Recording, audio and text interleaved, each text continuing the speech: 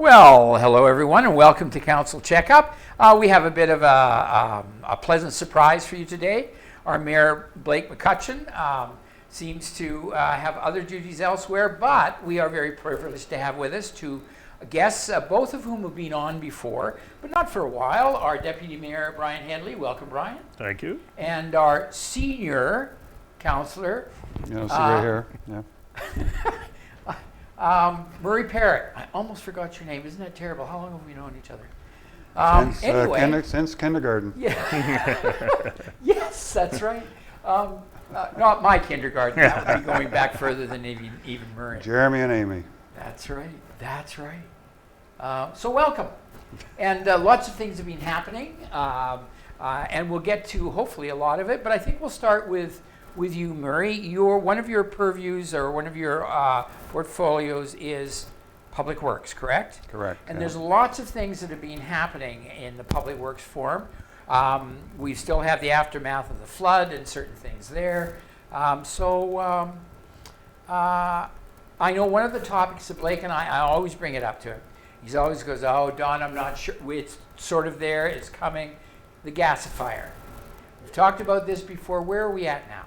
The Gasification Unit is built and it's finished, and it's at Celtic Power Engineering, just by Rapid City Junction. Yes. And it's awaiting its emissions testing, Okay. which initially U of M was doing that as a project, and the province was to provide what emission levels they were expecting. So the tests just need to be done, and then that machine will be put into operation.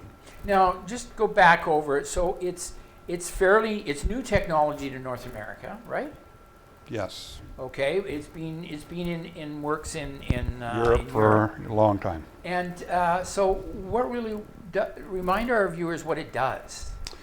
It takes our garbage, our recycling. It takes anything that you put in it, and it vaporizes it into a very low emission product, and you're left with a bunch of ashes, glass, and metal at the end of it.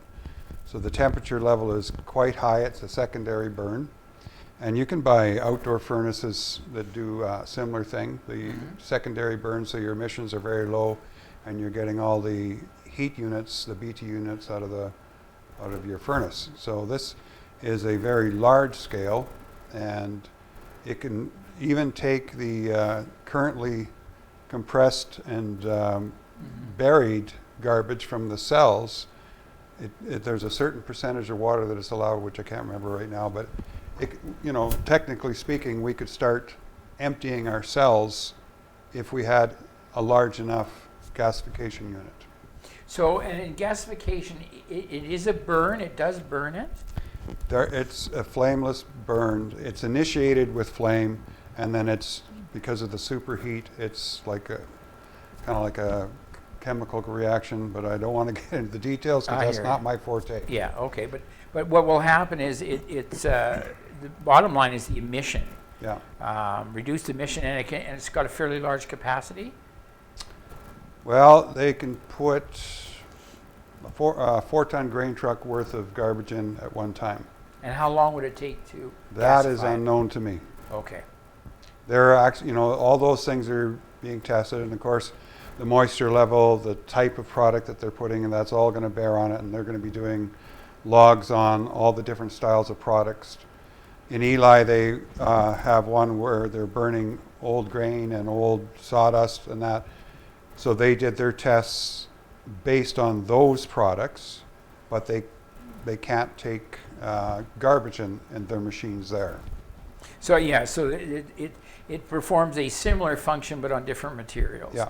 We're looking at a much broader base range of materials. Correct. And you say it leaves behind metal and glass, so that, are they recyclable still? Yes. Yeah. And the ashes can actually be used in ceramic insulators. Oh, really? Okay. Oh, so there's some secondary use, some after sort of fact use. That's actually good. And is there a market for that? I hope so. Okay.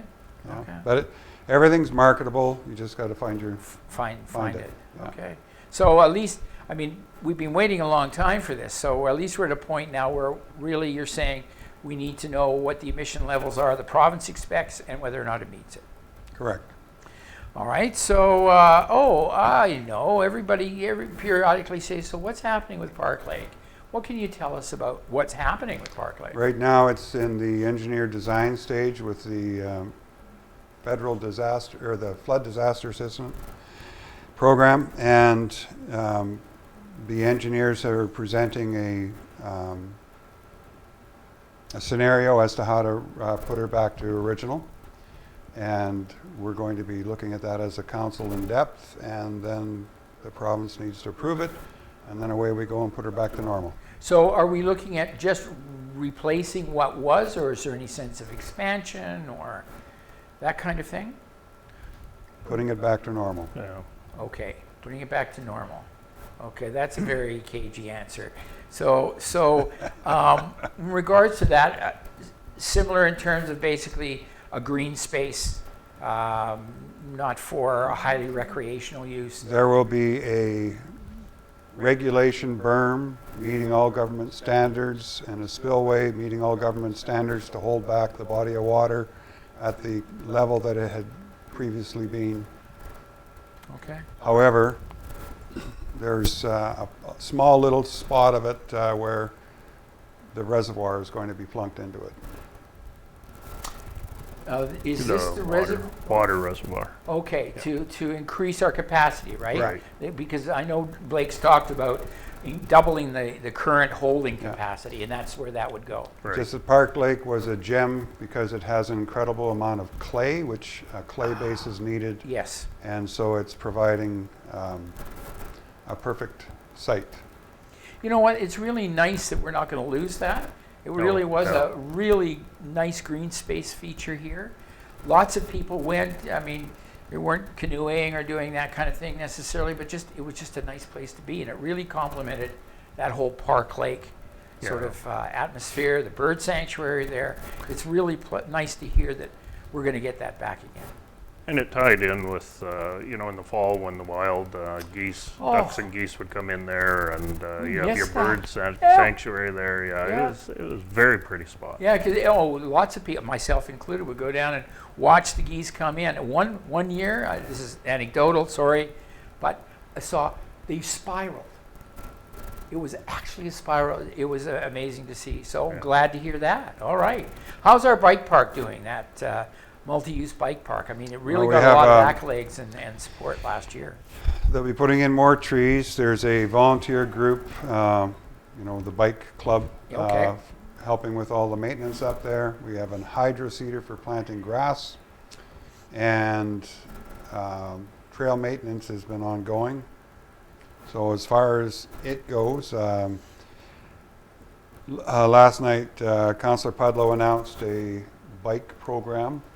If I had my ears open better, I would have been able to tell you more about it, but it'll be on access for the council meeting. He's got a strong voice, so there is a program going with that, and of course with all COVID restrictions involved. That's wonderful. And even just the fact that, it's not just biking, like around the perimeter, there's a walking trail, and Tanya and I go out there, probably 3-4 times a week, and it's a really nice trail. It's about 85% completed, but anybody can walk that trail, and so it's I don't know, I think it takes about 20 minutes to walk around there, and it's just beautiful sight. It's nice to have that option. And if we go back to 2-3 years ago now, that recreational survey, they talked about more walking, biking, hiking. It wasn't what I think a lot of people were anticipating would come back, that, maybe 10-15 years ago might have been the case. So and people are looking very at few that. people realize at the north end there's a stroller track as well. So parents with little kids in a stroller and the little tiny bikes, there's their own little track to follow along at the north end there. In the north end of the bike park? Yeah. Really? Well, that's good to know. There you go. Yeah. And I think you'll find, Don, that this is going to be a work in progress kind of thing that, over the next number of years, you'll see add-ons to it. There's, whatever whatever that's the neat. imagination is, you know, sort We've of got thing. a few surprises coming up. Yeah, exactly. You know what? And that is great. It's sort of, I mean, the Flats has a draw. It's got soccer fields. It's got, you know, in the wintertime, the outdoor skating rink, a number of things. But it's nice to have those, especially in a community that's growing like ours are, with young children that are there, young families. So, you know, and we're finding COVID, what has COVID showed us? That there's lots of stuff in our own province and in our own communities and area that are worth going to see as well. Yep. So that's exciting to hear. I had no idea that would be contemplated. So I guess people can look forward to the future to see what's coming up. See some surprises, pleasantly. What else have you got to tell us in the Well, we Works Department? had our first reading of the budget last night, which Deputy Mayor Hedley will go into extreme detail on. Hint, hint, say no more. good In my lead-in, little but- world, we've got 2.4 kilometers of street repair going on, and some of it will include sewer and water. And years ago, our own town staff were trained to install sewer and water lines. And so the CN subdivision basically was done in-house. Really? It saved the town piles of money for that whole subdivision. And, you know, it's a cost recovery subdivision, Yes. so that we're not competing with anybody. Yeah. We're just getting it out there. It was put out for sale for years. You know, every year that I was on council, it was up for sale. And we, you know, talked to a few developers, but we found we couldn't get anybody to go in, so away we went. And now it's one lot left Isn't that amazing? in the Well, residential. it just shows the fact that you rethink things and try something. Because I remember there was not the sort of inclination to look at doing that. They wanted developers to do that. But then the town taking hold of that and saying, we're Yeah. doing this, there goes. One lot left. Out of what? I keep hearing, is it 47 or 48 or 45? There's 46 residential lots. Okay.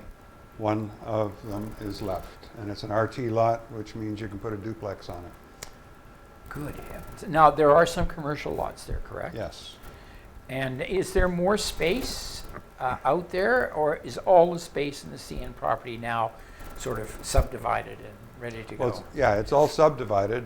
There's still highway commercial for sale, Okay. and there's a bit of property in behind to the north of Chicken Chef, Yeah. and yeah, and where that apartment block is, there's going to be 4 more going in there. 4 more apartment blocks? Yeah, you didn't know that? No. Well, Dawn. Yeah. No, we did that last night. Oh, you do. Wow, I mean, there's so much expansion happening in this community at this point. And I saw just a picture in the paper of south of 16. Is that the old chicken barn once? There was some sort of schematic. So clarification. Yeah. So, on the picture, it had NADCO was doing this Yes, subdivision? yeah. Well, no.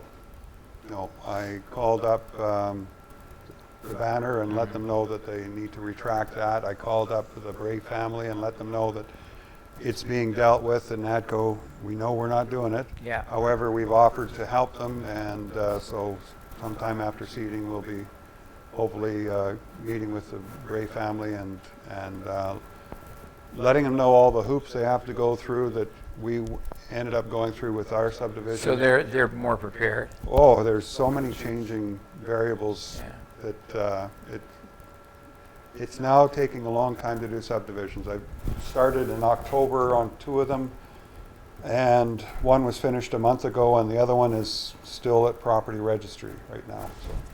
It's amazing if we were to take a snap, because we've all been here a long time, we take a snapshot 10 years ago. The Completely difference different. just in a mere decade, Yeah. and it may be probably the past 6 years. It's quite remarkable what we're looking at, and the still census remember- is going to be interesting. Yes, is it ever? Yeah. It'll be really quite exciting to see what that goes. Yeah, that'll be this spring. In fact, I think it's usually May. I think is Yeah, pretty soon. yeah. We haven't gotten major notifications yet, but it should be. And what's this for? The Census. census, Well, the census. every 5 years, yeah. Yeah. Yeah, so the last one, because of our business Yeah. and that, we follow it quite closely in that. And plus it's interesting to watch how the trading areas, Yes. growing or increasing or decreasing. But the last one didn't show anything. I think this one's going to be very interesting. Oh, yeah. Yeah. I know the last one showed a 27% growth. This one, I'm sure, is going to show at least that, not more again. Yeah. Some information background we were looking at on a research project as of 2019, according to the Manitoba Health statistics in terms of health card registries. There were over 6,000 then. Now, people come, people go, move, but it's I think an indication that the numbers have moved along considerably.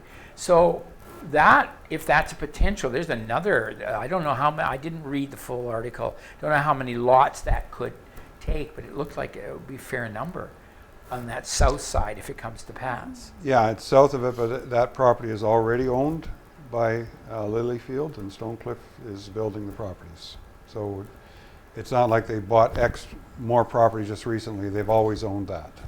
Okay. That's quite good to hear.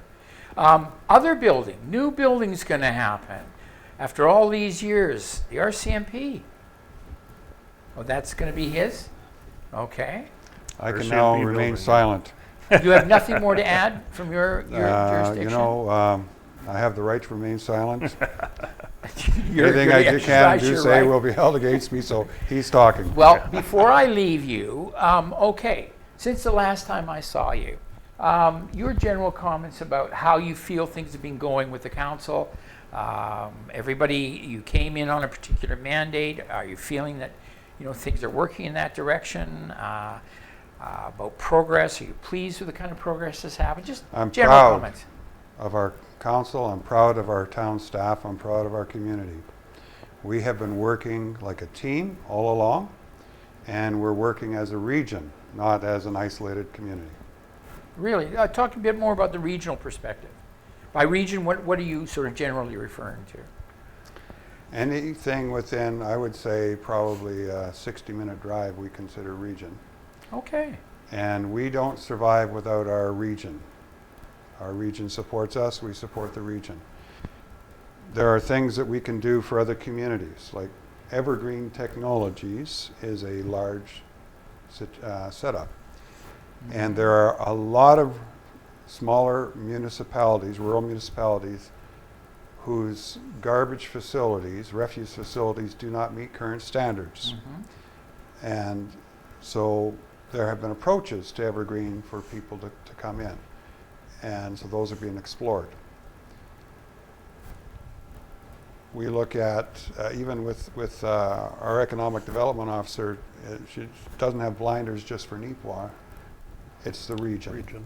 Anything that's good for the region. Okay, now that's interesting. I don't think people She's are aware of that. extremely good at promoting the region, and she's on the Rural Economic Development Yes, I Board, heard that. and she's president of EDAM, I think. Pretty sure she's president of that.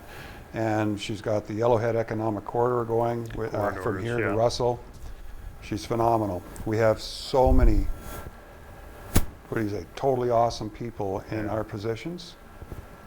We are very fortunate. There's other communities that are not so fortunate with the amount of talent that is there.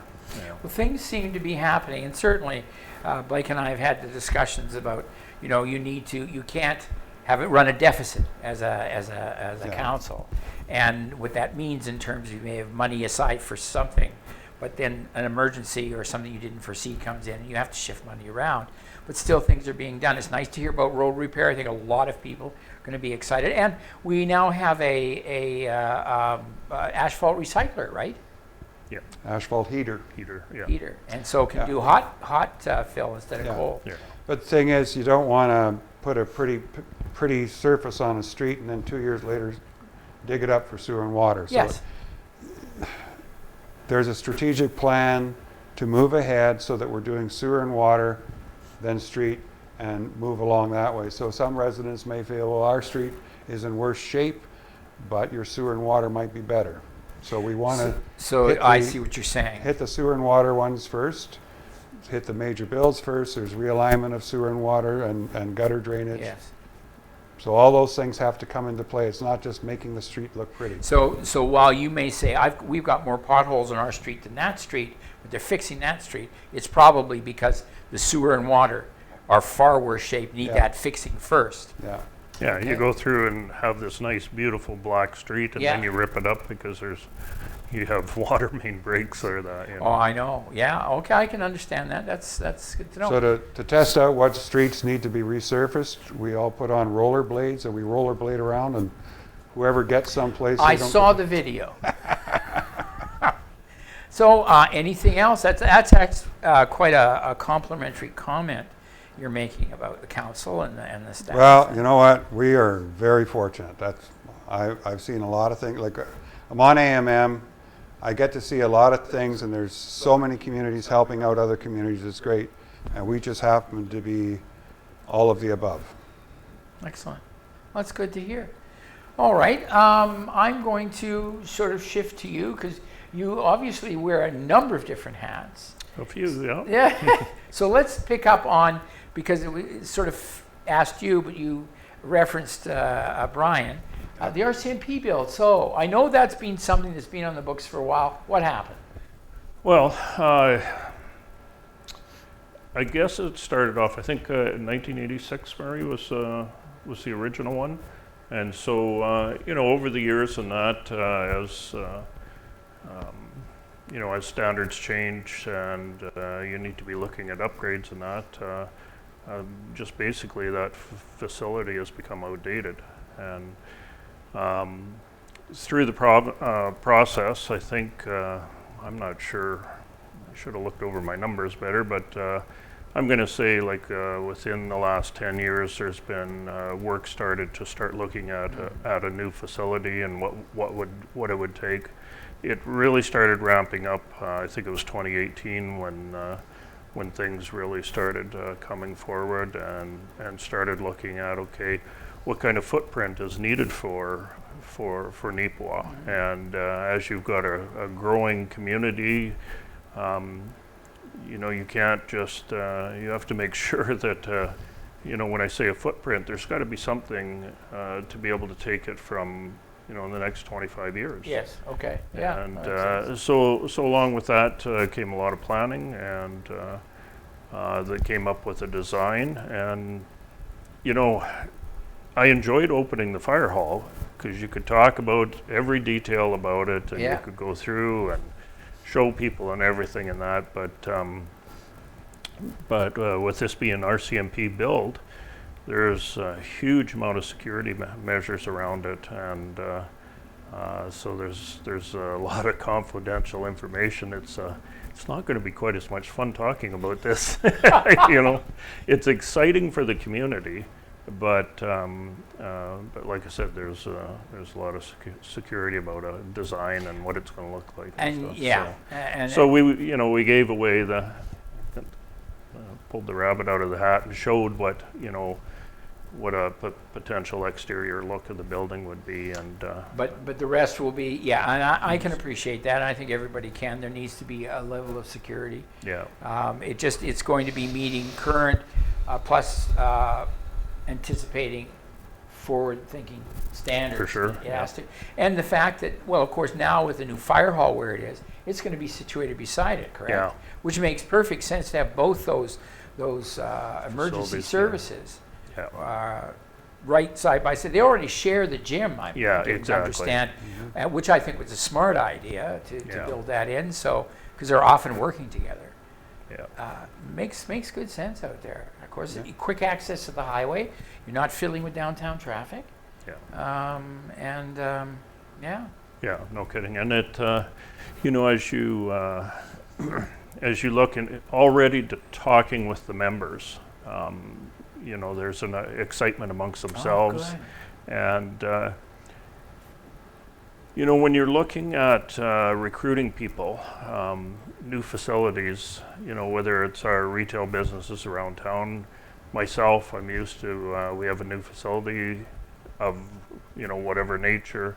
It's a lot easier to recruit people. So talking with the members and our Well, so also- RCMP leaders, you know, they're already finding that there's discussions. Oh wow, Neepawa is getting a new center. Oh, you know what? And you're quite right. That's the psychology of it, isn't it? Recruitment But, is key. Yeah. We're busy. I mean, we've got an active department, covers a large area. I mean, Very long, yeah. the areas that these detachments cover now is quite large, well, that's exciting. Long time coming. Long time coming. They put it on the RCMP Facebook site, and Oh. I received a text from Northern Alberta congratulating us on our RCMP build from somebody I know up there. Oh, isn't that? Yeah. neat? So it's like, you know, Deputy Mayor Hedley says. Well- We're a recruitment center. People call, want to move here. If you do a little box and checklist of what Neepawa has to offer in this region, we have it all. Well, and talking about people wanting to move here, we're getting, just in terms of the immigrant community from Winnipeg, there are groups that are interested in moving out of the larger urban center and looking to what's available outside in the smaller centers, because they're really excited about that. So it's yeah, the past 10 years has seen a significant change in Neepawa. It's yeah, it's good. So further to that, what else? What else? Let's see. It's community and emergency services is. So I guess with the fire department, through some grants, their administration staff were able to secure some grants, and so that has helped to bring in some additional equipment. One thing, you know, sitting down with Eve and Jason and Mike and just looking over, you know, all the equipment has a limited lifetime, and as you start looking at replacement, I have been floored at what the costs of this stuff is, and but at the end of the day, you're fighting fires, and we want our guys to be safe. So there has No to be, question. you know, so we're setting up budgets so that, you know, we're trying to add equipment and you know, what do they call them? Bunker jackets, Bunker suits. bunker suits. You know, they're protective wear and that. They only have a limited lifetime, and so you're always trying to take so many each year and be changing them off Well, because of the you huge don't want to costs. be faced with 1 year replacing all of them. Oh No, yeah, the that's cost just would it. be- You can't. would be Yeah. very challenging. Yeah, and then, you know, how do you do that where all of a sudden we got to raise taxes 1 year to do this big Yeah. buy, but then the next year it's down. So the administration have set up a really good program on trying to stay on top of this. But this year we had the added benefit of the staff were able to secure a bit more funding, grant funding that came in, and so there was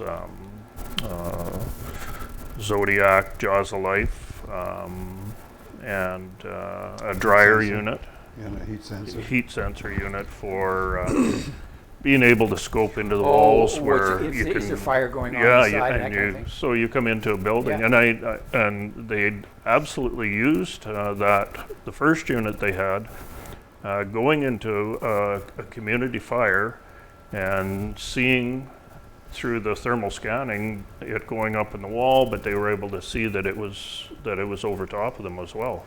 Well, when you walk into a building, you don't see that. No. So they've been able to secure more of this equipment, and at the end of the day, we have a tremendous volunteer fire department. I was just going to ask, now it's fair, it is a volunteer fire department, although there's some remuneration for action, Yeah. it still is volunteer. Yeah, And, true. and everybody sort of typically carries another job. And so what are our numbers like? The numbers have been pretty good. I'm not sure exactly. I think we'd be 20 some members in that. And just an interesting little side bit, a lot of them live outside the town of Neepawa boundary. Isn't that They live in the interesting? rural municipality of Rosedale or North Cypress, Langford. Yeah, there is quite Yeah. a few. Yeah. Yeah. Well, I mean, there are I- fires out there as well, right? Well, dedicated group of people. Oh, yeah. Yeah, and certainly you're right. So there's a number of these fellows are, have daytime jobs and that, and we have to really thank those businesses that they allow them to. Yeah, that's To be again able to part of go that off. collaboration, right? Yeah. Everybody sort of collaborates knowing that it could be my business. That's Yep. exactly right. And, so why wouldn't I allow my person to do that? It's just part of community sort of Yeah. thing. And they spend a lot of time in training. Even just Jody had sent out, I think it was on Facebook, about the controlled burning that they were recently Yes, doing, yes. and how first of all it takes out a lot of dead grass, leaves, stuff, and reduces that fire risk. But at the same time, it's still great training for these guys to be able to make sure all the equipment was working and everything, was operating properly. But another part of the fire department that we've been quite excited about is we've got a number of junior firefighters, and they don't actually do the firefighting the same, but they've been coming on, and the school has been tremendous working with us. And Really? That's I good. think we have 3. I think. Oh, it that's is. good. And so as they go through, they're doing all the training the same with the regular members and that, and so there's been a real interest and uptake in that from the younger generation. Well, you just think of fire things. I know that before Christmas, we collaborated with Eve on Fire Prevention Week, and had a contest, coloring contest, and there was enough, so many that would win in, and they did, but it was a small number. Well, you should have seen the look on the school kid's face when the fire truck came up, because the prize was a ride in the fire truck. And Oh. he put his hat on, did the whistle. One day it was all over town, but it was only the ones who participated in the contest. So all these kids are saying, well, why are they getting to go? So I think Yeah. the next time we do a contest, we'll have a little more participation. Yeah. What kid doesn't want to ride in a fire truck? Yeah. So it's a very good sort of community-based kind of thing, which leads me to a follow-up question. So a long-time landmark in Neepawa, the old fire hall is now down. What is the town thinking about in terms of what sort of use they're going to do with that? Well, there's been a lot of discussion around the table. At this point, I would say there's been no decisions made, but at the end of the day, we know that parking is a major problem in downtown, and that And it's certainly becoming more, and I can attest to the traffic is certainly greater. Yeah. And having something like that would really be beneficial. Yeah. So these are all ongoing discussions. As to any firm decision, no, there hasn't been anything made. But we're just looking at all angles and what's the best direction to go with something like that. And at this point, like I said, it's just ideas bouncing around. So I don't have a firm answer on that, but But discussions are ongoing about what kind of exactly. use it could be. Yeah. What would be the best use under the circumstances at this time? Okay. Yeah, exactly. It's there's lots of things happening in this community. Yeah, So you had referenced, Brian, on something I'd asked you before, and I can't remember what it was. Do you remember what it was? Or if we covered everything, you would have pushed his way. I'm Well, sure the budget. I'm Yeah. sure- I'm going to move to it was before the budget. I just wanted to make sure I didn't miss anything. So Oh. let's talk yeah, about I'm the gonna budget. Take off. Okay. So it just came down. Yeah. Are you excited about it? Is it a good budget? I take it you're leaving us. Thank you. Thank you for joining us. Enjoy the sunshine. So, you excited about the budget? Yes, very excited. Good budget. Assessment has changed taxes within the Yeah. community, but certainly we've held things status quo. And I know there was, we've looked at, with the pandemic situation and that,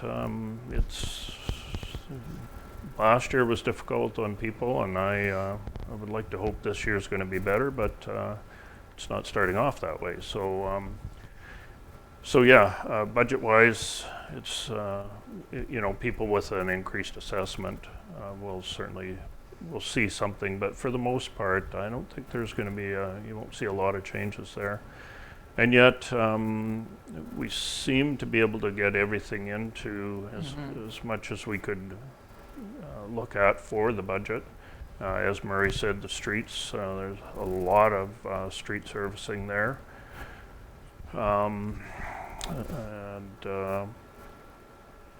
With some upgraded sidewalks, we have the new RCMP build that's going to take a big part of that. When is that going to start, and what's the anticipated completion date? Well, you may have noticed, just a brief pause, we're back at it. The question I had left with Brian is, when are you looking at starting the RCMP build, and when do you anticipate, hopefully, it will be completed? Yeah, so the tenders, as far as I know, the tenders went out last week, and so now we certainly have to wait for the tendering process and to review those quotes and that as well. Unfortunately, after this past year, building costs have escalated quite badly, but as far as we know, they've taken that into consideration. So once the tenders are approved and put forward, I'm not 100% sure what the building timeline would be.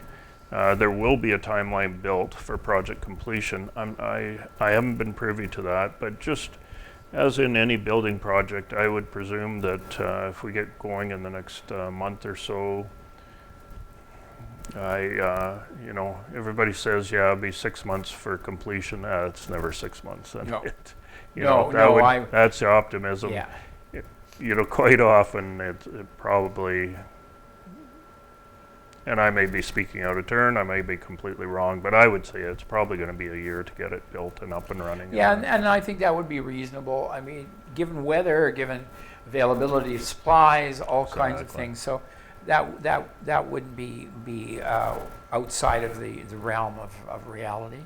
Yeah. It's just exciting that it's going to happen. Yeah. So other in the budget, other things in the budget, what would you highlight with the budget? What do you think people should see as notable sort of lines?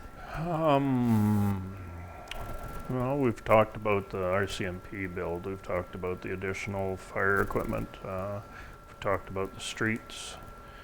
What about support to some of the community organizations like Arts Forward, like the Yellowhead, like a variety of things? Certainly the majority of the requests we looked at. I know the increase, the level increase this year again, and certainly as council and administration, we looked at how COVID affected a number of organizations too. You do have to give credit to a number of the organizations out there for how they responded to that as well. I'm involved on the hand board, and so the community meal, that was a major change on having to do pickup or delivery sort of thing, and how that administration group changed around, and we're able to respond to that, and the meals never skipped a beat. I forget what it is, 500 to 600 meals a month, and that's amazing when you think of people just coming up and saying, look, we can make this work. I remember the same thing was done with the Christmas dinner. Yes. Same kind of community approach, getting meals to people, that didn't stop. No, That that's didn't exactly stop, right. And there was some real generous sort of gifting as well from local community organizations. Yeah.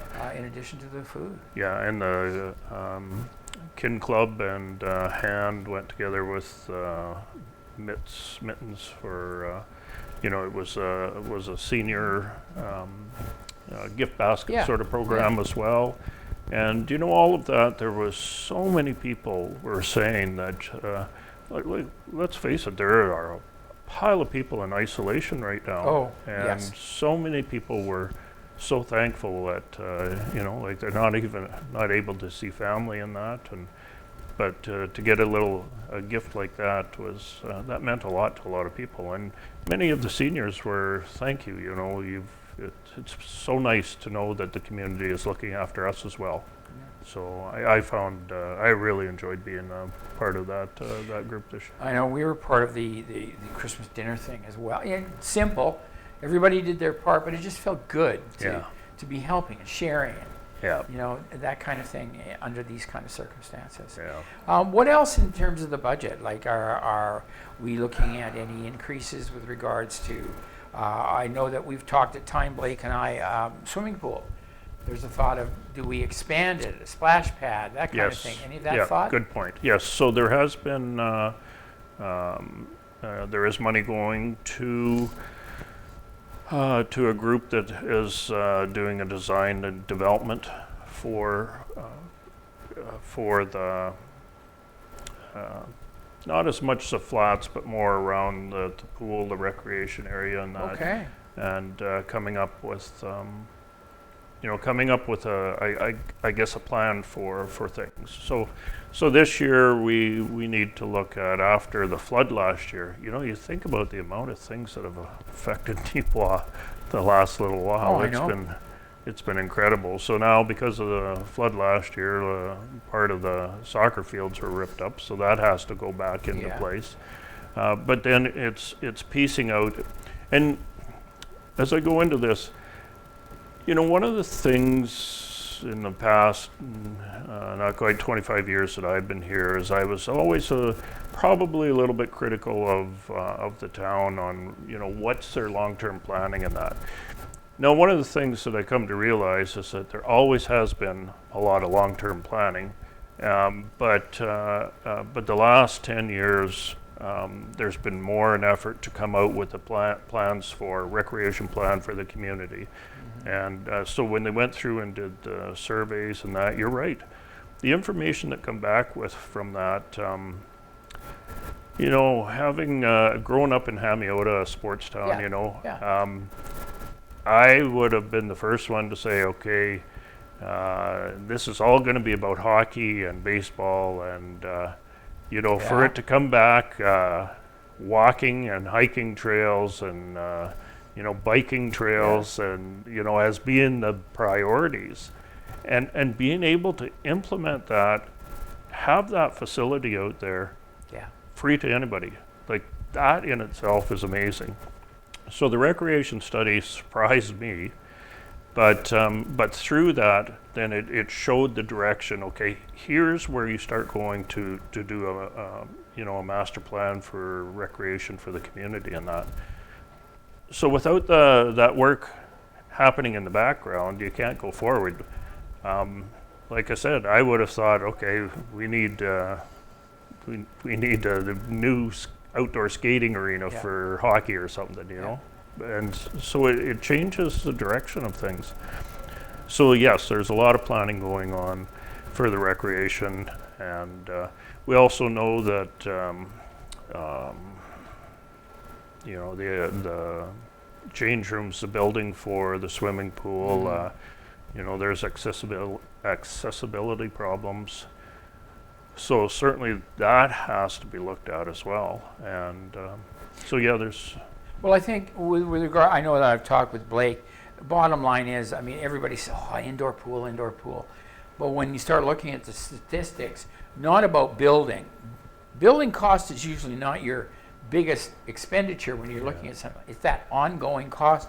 And I forget how many, like 100,000 swims a year to be able to operate Yeah. We're not going to get that for an indoor pool. So looking at what we can do with the one we have to maximize, and if there's other kind of recreational stuff, I think that's good. I agree with the plan. And it makes me, when you talk about so many things happening, we had COVID, we had the flood, and that was an incredible community effort. Yeah. Just every time I think about it, I just, wow, you know, so many people from every aspect pulling together. But where was I going with this? Oh, Well, just the Brian, amount say- of things that Yeah. has hit us. And Yeah. and you're right, with the flood, you know, as the engineers are going back and coming up with standards to replace stuff, the costs are incredible. It's just absolutely incredible. And you think, you know, simple things, you know, bridges that we've had in the past, and the huge costs on these things. But at the end of the day, everybody wants everything to be safe. So to be safe, and need environmental or engineering stamps and that, if you're going to be putting your stamp on this stuff, you have to be guaranteeing that it's safe. In order to guarantee it's safe, there's a lot of the stuff is built to last. Well, and that's the thing. We're And not building sometimes- to replace it for this year. Oh, We're exactly. building it to still be here 25 years from now and whatever, and continuing to do the job. Yeah. Because it did the job for a long time with a non-engineering Yeah. kind of stamp. You know, hopefully it does that. And you look at Park Lake itself, you think that you know, the berm that was there has lasted 110, 120 years sort of thing. But then an event occurred that totally took that out. Yes. So when it's redone, you don't want something that can happen in 5 years' time and do the same thing, because look how many people's lives it affects, you know. So, you know, you do want things done properly, and there's a cost with that. And but we have been very fortunate, and you know, we're encouraged with the government and some of the programs that we're going to be accessing and that. So. Well, I think it's a much needed thing for a variety of reasons. I think in terms of the movement of water, I believe it's important to have something back there because it served very much a function. Secondly, as a green space for the community, it was. I can just imagine what it might be like when it's refreshed. And we talked about the geese, the waterfowl that come through every year, spring and fall, and it's just part. It's part of that seasonal thing. Yeah. Missed hearing the geese this year. Yeah. We live close to Park Lake. Well, the geese were there. There was the little creek going through Park Lake now. They were down in the center there, packed in a line. But the thousands you get in there, and know. you know, it changed the flight routes. But Yeah. now, talking about the flood, and as deputy mayor, every community needs to have an emergency response plan. Yeah. The question I have is, given what happened with the flood, and what your existing response plan might have been, what is that doing now? Because emergency response plans are a living document. They evolve. But where are we at with that? Do we have one in place? Are we working on one? Oh, and there always has been one in place. But how relevant? I think, you know, it is updated ongoing. Okay. But the thing is that when we look at a flood down through the flats area and that, you don't ever think of Park Lake. How do you sometimes plan for some of these events? That's true. You can't plan for everything. But So after 120 years, like nowhere that I've seen, and maybe our administration did have something, but I don't imagine anybody ever thought in 120 years Park Lake would breach.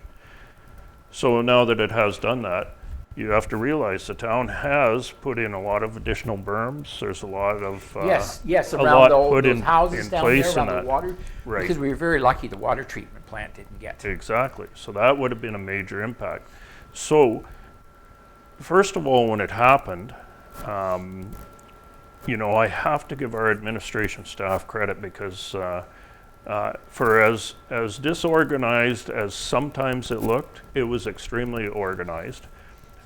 Problem is that there was such a big group of people that came to help. You think the community that came back. So what happened afterwards is, after going through, everybody sat down and started reviewing what could we do different in the future in that, and through that, That's good. documentation has been made. Good. And to be planned for that. But it's you know, even with our own company, it's the same thing. We go through and try and prepare for any kind of disaster in our company, but there's continually different things that can be happening. Yeah. And so it's, you know, it's a risk analysis and try and figure out what's the greatest risk to the community and how do we plan for that. And then when it happens, it never happens the way you planned. No, wasn't Napoleon, all plans fail when you make contact with the enemy. Yeah, But you have something. I think that was just an impressive community effort. I know that they called for X number of trucks and got 10 times. Yeah. People just said, let me help. Yeah. And I know the community in terms of, I worked at the center for a while, and people just coming in and giving pizzas and chicken and saying, get these to the frontline workers, get these to the sandbaggers. Yeah. And we'd have people that come in, yep, okay, there they go. Yeah. It was absolutely incredible. People donating stuff. We're saying if people need a place to live, you know, call me and we'll work it out from there. But even from original plans, so this is the second time since I've lived in this community that I've sandbagged down there. And down, I can't think of my street names, but I know exactly, down right by the water treatment plant, back in that area. So from the first time we knew where we should be sandbagging when it happened the first time, and I'm not sure what year that was, but I remember Councillor Parrott and I were down there late at night in the dark, you know, helping, and again the community came out. But this time, so as we're sandbagging in the same area, preparing for that, Park Lake breaches. Well, the water just comes around behind us. there was no opportunity to sandbag anything. No, I don't think it was anybody's wildest dreams that Park Lake would have that much of an effect when it breached. Yeah. So we learned a lot. I guess my question really was getting to, yes, we're planning and we're ongoing and we're looking at it. We're trying to learn from the past, because I know communities that have them in place, but they're so old, they're not revisited, and they need to sort of be. Yeah. So anything else within the budget, you know, that you think is noteworthy?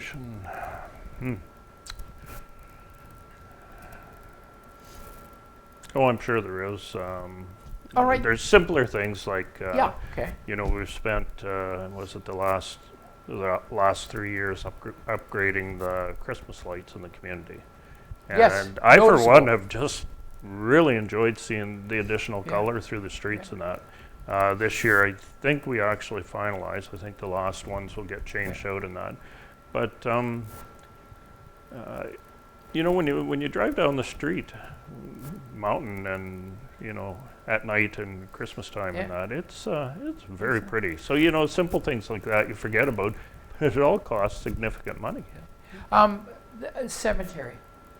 Big changes were made, and it was a hard decision, but I think a well thought out decision, and most people responded saying understood. And how's that going? Well, would have been a lot better if we hadn't been fighting floods last year. So things were, you know, slower than what we had intended, but certainly last fall, you know, the group got together and started getting a lot more done. The leveling has, it looks like the machinery for leveling and that is going to work out really well. But like I said, and, you know, the tree planting, that has, there was a lot of tree planting late last fall. And I think,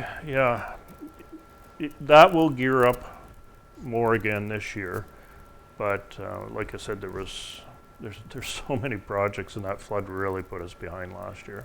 That Well, was really unfortunate. You know what? I guess we can take some solace in the fact it could have had a much worse impact on our community than Yeah. it did. Yeah, And we were that's lucky right. for that. I Yeah. mean, it certainly impacted, but there were other communities that suffered greater kinds of losses, and we were able to cope with what happened. Yeah, Um, and I would like to add too, like last night, Denis had announced Jack, after 41 years, has retired. He's announced his retirement. Jack?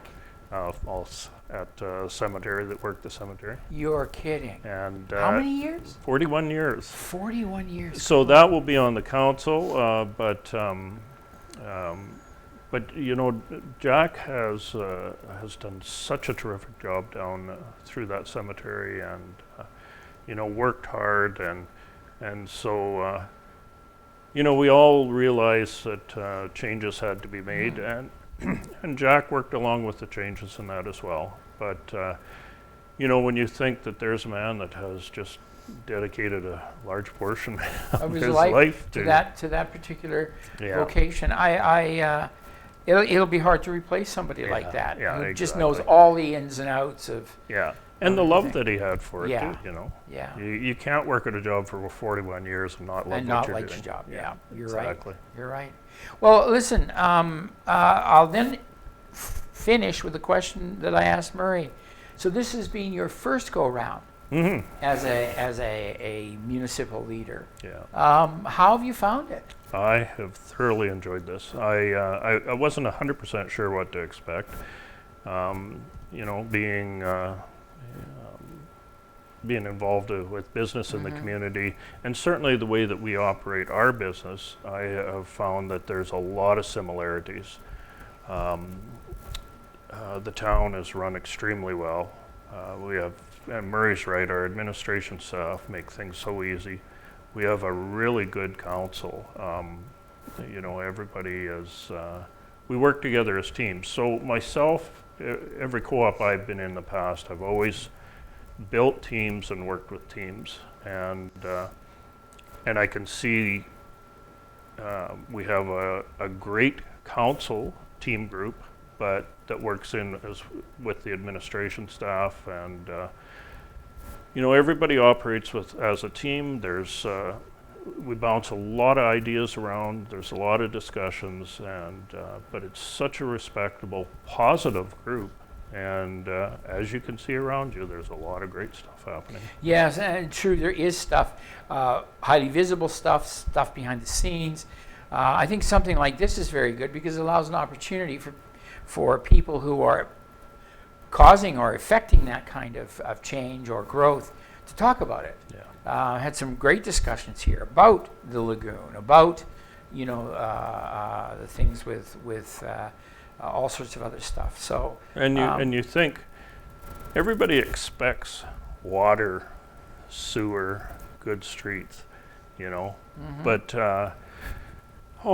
Blake was just telling us the other day, like there's been $30 million invested in the community, I forget, over the last not that many years.